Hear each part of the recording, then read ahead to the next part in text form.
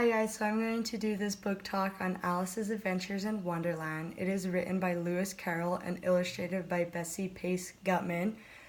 This story is about a young girl named Alice who has a dream that she follows a rabbit down the rabbit hole and goes to a whole different world than most of us could ever imagine.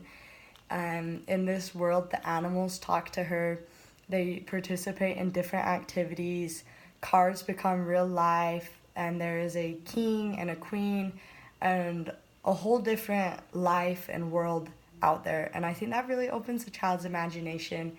And not only are the animals different than what they are in real life, but Alice herself also goes through some physical changes. Sometimes in the book she is as tall as a house, sometimes taller, and then other times she's as small as 3 inches.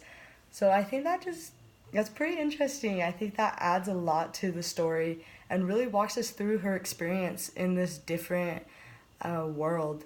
So the author uses pictures throughout the story. A lot of them are these simple, look like pencil drawing pictures, but I think they add so much. Have so much detail in them, and I think they are really great. There's just another one of my favorites.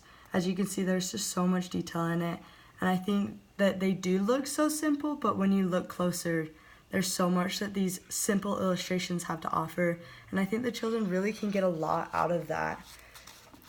Not only does the author use illustrations to help the reader understand it and give them a better visual of what is happening in the book, but also he changes the way he writes. So it's not just a typical line to line like in most books. Like there is some like this, but then he adds in this, as you see on this page. This is when Alice is talking to a mouse about going on an adventure, and I'll let you guys read to find out what that adventure is. But mice, as we know, are small and somehow they have a squeaky voice, although I've never heard one, but that's what they're known as. And so I think this really kind of gives the mouse more character, because it starts big and then it goes small and it goes down into this little writing like how a mouse would actually talk, which I think is super cool, adds a lot to the story. They also add in the color illustrations. So they don't just have those simple black and white pencil look illustrations, but also these color ones, and they have a glossy texture to them, which I think was pretty cool because it gives us a different texture, different look, makes the book a little more interesting and fun to read. This book, however, is banned in a lot of schools and libraries because it does promote drugs at some points. And as you see in this illustration, it is a caterpillar smoking hookah.